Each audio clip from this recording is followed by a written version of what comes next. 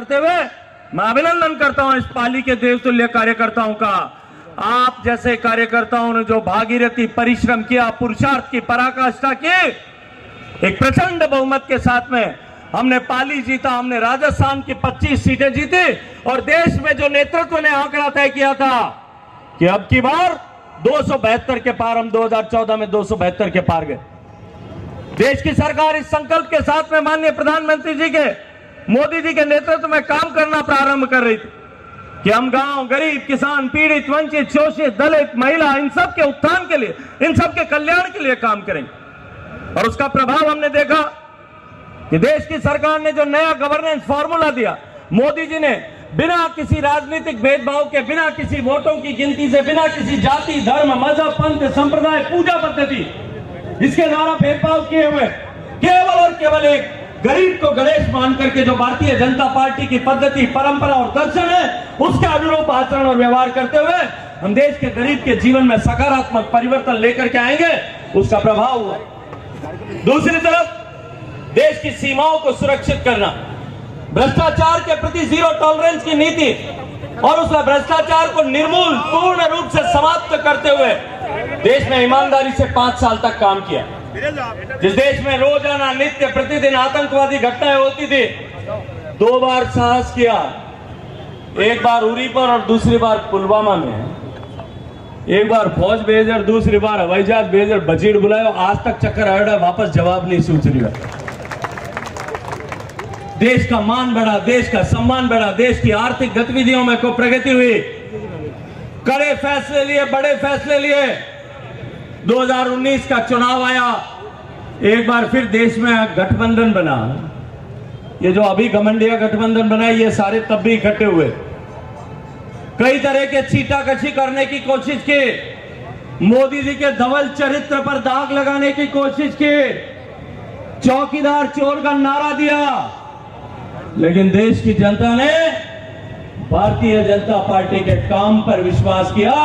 नरेंद्र मोदी जी के हाथों में देश सुरक्षित है, इस पर विश्वास किया और तत्कालीन राष्ट्रीय अध्यक्ष अमित शाह जी ने एक नारा दिया, अब की बार 300 के पार। और मैं एक बार फिर अभिनंदन करता हूं पाली के कार्यकर्ताओं का, राजस्थान के कार्यकर्ताओं का, विशेष रूप से जब 2018 के चुनाव में हम सरकार से बाहर हो गए, कहीं हमारी कमी रही होगी, कहीं कसर रही होगी, कहीं हम विषय वस्तुओं को ठीक से नीचे नहीं ले जा पाए होंगे, छोटी छोटी चीजों में कहीं उलझ गए होंगे, छोटे से मतांतर से हम सरकार से बाहर हो गए थे। लेकिन 2019 का 3 महीने बाद में चुनाव आया, प्रचंड बहुमत के साथ में एक बार फिर हम पाली जीते, जोधपुर जीते, राजस्थान की 25 सीटें एक बार फिर जीते और 300 के पार 303 सीटें लोकसभा में माननीय मोदी जी के नेतृत्व में कमल खिला करके देश भर के कार्यकर्ताओं ने भेजी। और उसके बाद पिछले 5 साल में कोरोना की आपदा के समय जिस तरह का परिवर्तन हुआ, दुनिया ठहर गई थी, दुनिया रुक गई थी, मोदी जी के नेतृत्व में जिस तरह से देश को संभालने का काम हुआ और कोरोना के बाद में जिस तरह से देश की अर्थव्यवस्था को, देशवासियों के रोजगार को, किसानों के हालात को संभालने का काम जिस तरह से देश की सरकार ने किया, उसका प्रभाव हुआ मित्रों कि हमारी जो अर्थव्यवस्था दुनिया में 10वें नंबर पर थी, वो दुनिया की टॉप 5 इकोनॉमीज में आज आ गई, 5वें नंबर पर आ गई। जिस इंग्लैंड ने हमको 200 साल तक गुलाम बना करके रखा था, उस इंग्लैंड को पीछे पछाड़ करके आज हम दुनिया के 5वें नंबर की अर्थव्यवस्था बने। और मोदी जी ने नारा दिया है तीसरे कार्यकाल में 3रे नंबर की अर्थव्यवस्था बना करके खड़ा कर। पिछले 10 साल में जिस तरह से देश की तकदीर और तस्वीर बदलने का काम माननीय मोदी जी ने किया। अभी चर्चा कर रहे थे, आदरणीय बाबू सिंह जी राम मंदिर की बात कर रहे थे। निश्चित ही राम मंदिर बनना बहुत बड़ी घटना है। इस इतिहास जब लिखा जाएगा देश का, तो यह पिछले 500 साल का देश के लोगों का सपना, जिस सपने को जीने के लिए आपके, मेरे, सबके पूर्वजों ने, परिजनों ने शायद अपनी पीढ़ियां खपा दी होगी, अपने सिर देकर के उस सपने को, उस भाव को जीवित रखा होगा। वो सपना पूरा हुआ, राम का मंदिर बना है। राम का मंदिर बनना निश्चित रूप से बड़ी घटना है, लेकिन उससे भी बड़ी घटना जो है मित्रों, मैं आपके सामने उसकी चर्चा करना चाहता हूं। भगवान राम का मंदिर बना देश में, अयोध्या जी में बना, लेकिन दुनिया में, मिडिल ईस्ट में एक देश है अबू धाबी, मुस्लिम देश है, उस देश में भगवान की मूर्ति लगाना, फोटो लगाना भी अपराध है। किसी भी तरह की पूजा करना, अगरबत्ती करके किसी भगवान की पूजा करना अपराध है। मारवाड़ के भी हजारों बच्चे वहां रहते हैं, देश भर के लाखों लोग उस देशों में जाकर के काम करते हैं, रोजगार कमाते हैं। कोई हनुमान जी रो फूल गला में पैर जातो रहते, माता जी रो डोरो गराम पैर जातो, हवाई अड्डा पर डस्टबिन में डालना पड़ता, मैंने उतार नीचे डालना पड़ता। कोई अगर आई माता की फोटो लेकर के जाता था तो कपड़ों के अंदर तलेटी में, कपड़े में जो है वो समेट करके ले जाना पड़ता था और भगवान के दर्शन करके वापस कपड़े में छुपा करके अटैची में रखना पड़ता था, बाहर नहीं निकाल सकते, क्योंकि वहां कानून और किसी भगवान की पूजा करना अपराध था। मित्रों, ये आपके 2 वोट की ताकत नरेंद्र मोदी जी को प्रधानमंत्री बनाया। उस अबू धाबी में दुनिया का सबसे बड़ा स्वामीनारायण भगवान का मंदिर आज बन गया है, ये आपकी ताकत। ये मित्रों, चुनाव में अब की बार का चुनाव जो मोदी जी का संकल्प है कि हम 2047 तक भारत को विकसित भारत बनाएंगे, उसकी आधारशिला रखने का चुनाव। 2014 का चुनाव देश में परिवर्तन की धारा का चुनाव था। 2019 का चुनाव देश में एक नए विश्वास के साथ लबरेज होकर के देश जिस तरह से आगे बढ़ा था, उस विश्वास के मत का प्रदर्शन था। अब की बार का चुनाव इस देश के को विकसित बनाने की नींव रखने का चुनाव है। हम नींव रखा जो वहां नींव कमजोर हो सकेगा, भारत के विकसित भारत की नींव कमजोर होने दे सकते हैं क्या? इसलिए जीतने से काम नहीं चलेगा। 5 लाख से कम वोटों से ज्यादा से जीत करके हमको 25 के 25 लोकसभाएं लेकर के जाना। ये 25 कमल के फूल इतने बड़े होने चाहिए राजस्थान के, जो मोदी जी की जो माला बनेगी ना, उस माला में राजस्थान के 25 कमल अलग से बड़े बड़े खिले हुए दिखाई देना चाहिए। खिलाओगे कि नहीं खिलाओगे? खिलाओगे कि नहीं खिलाओगे? 5 लाख के पार ले जाओगे कि नहीं ले जाओगे? और वैसे भी ये चुनाव मित्रों, ये साधारण चुनाव नहीं है, ये असाधारण चुनाव। अब की बार का चुनाव कोई लोकसभा का सांसद चुनने का चुनाव नहीं। अब की बार का चुनाव पीपी चौधरी को जोधपुर या पाली लोकसभा क्षेत्र से सांसद बना करके प्रतिनिधि बनाने का मात्र चुनाव नहीं है।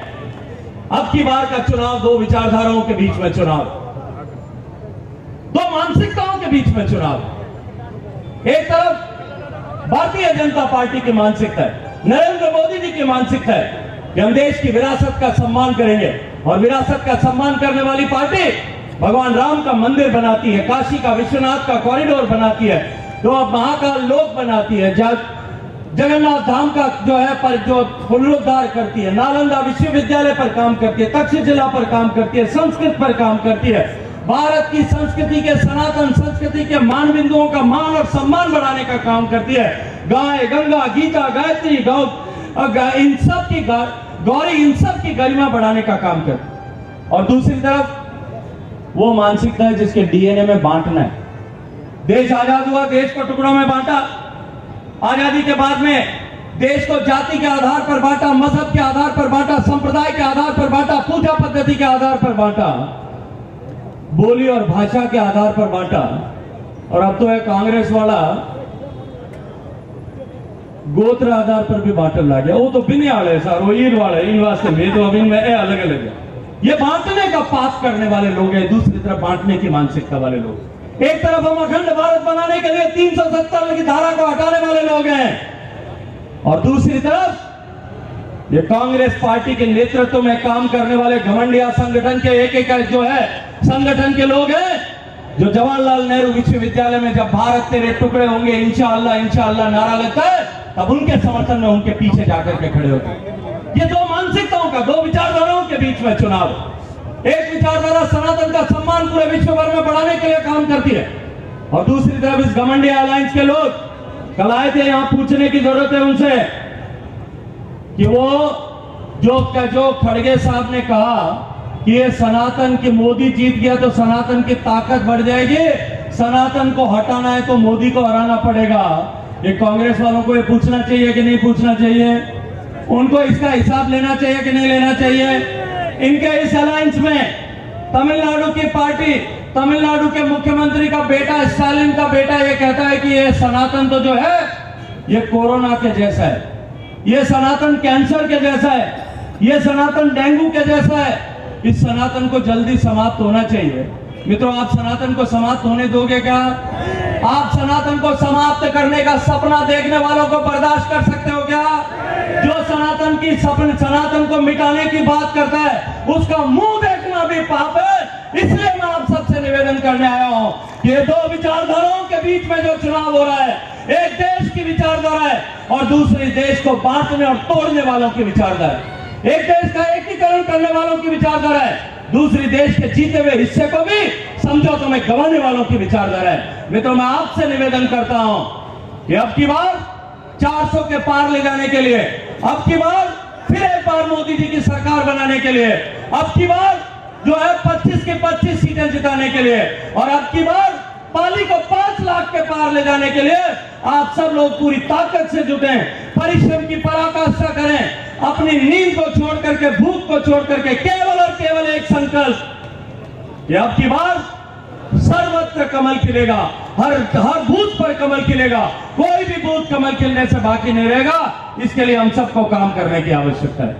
आप लोगों के आशीर्वाद से राजस्थान में भारतीय जनता पार्टी की सरकार बनी है और जो हमने वादे किए थे उन सारे वादों पर हमारी सरकार खरी उतरी है। चाहे वो माफिया पर शिकंजा कसने की बात हो, चाहे वो गैस के दाम कम करने की बात हो, चाहे वो पेट्रोल के दाम कम करने की बात हो, जो निर्णय हमने, चाहे गेहूं के एमएसपी बढ़ाने की बात हो, जो वादा किया था वो वादा भारतीय जनता पार्टी की सरकार ने निभाया है। मोदी जी की गारंटी को पूरा करने का काम किया है। और मैं आज आप सबसे कहना चाहता हूं कि ये डबल इंजन की सरकार बनेगी और अब की बार की डबल इंजन की सरकार जिसमें इस देश को विकसित होने की नींव रखी जाएगी, आधारशिला रखी जाएगी। ये देश में अब तक जो काम हुआ है, मैं आया था पोस्टर पढ़ रहा था, जो नहीं हुआ दशकों में वो हो सका है 10 साल में। पीपी चौधरी साहब का एक पोस्टर लगा हुआ था, जो दशकों में नहीं हुआ वो 10 साल में कर दिया। मित्रों, जो 10 साल में नहीं हो पाया उसका 10 गुना आने वाले 10 साल में होने वाला है।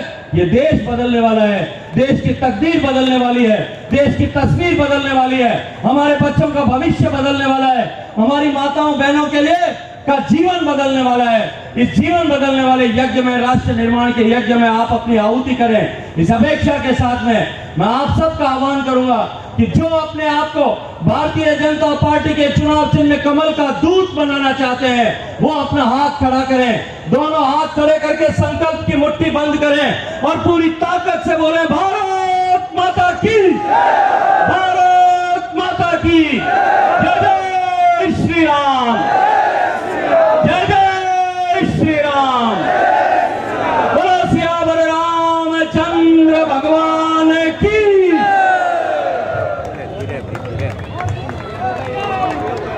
बहुत बहुत धन्यवाद हमारे जल संसाधन मंत्री आदरणीय भूपेंद्र सिंह जी। अब मैं पाली के लोकप्रिय विधायक आदरणीय पुष्पेंद्र सिंह जी राणा साहब के स्वागत के लिए मैं भगवती किसान बीएससी से निवेदन करता हूं कि आप आए और पुष्पेंद्र सिंह जी का दुपट्टा पहना के स्वागत करें।